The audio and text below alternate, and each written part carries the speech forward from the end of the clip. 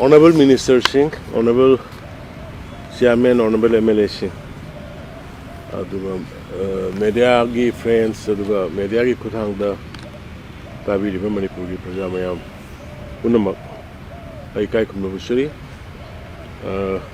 Ekoi ngarang nahanda jiri da thawning da ba thawdok ama sathi ba miyoi bana chatna da ba dugumba Hazard List. I could give Marakta Manipur Laiba security personnel sing Aduga public singing Mataka, transparency and sincerity.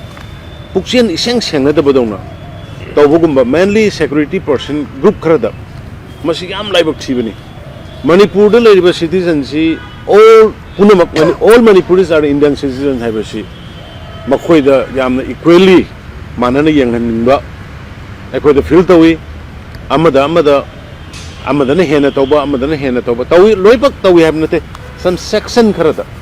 Madugumagi Mami Tabadon Tobosi, Yam Live of Tivani, Aduna Yaragadi, Hujik, Campus Manung the Mangi Banina Madugi responsibility, she Makoina, Lauraga, Atuba Matamda, High River, Mang River, L.Kamal Babu, Magi, whereabout, she Tuna, Magi family, the Manipur Prajamiam, the Khangnaba Thoi Hadana, I Gomang side to Moida, Kangan give a lake, Aduloina, Home Ministry, Aduga, Central leadership to hide a posse, Yamamashi, I'm seriously.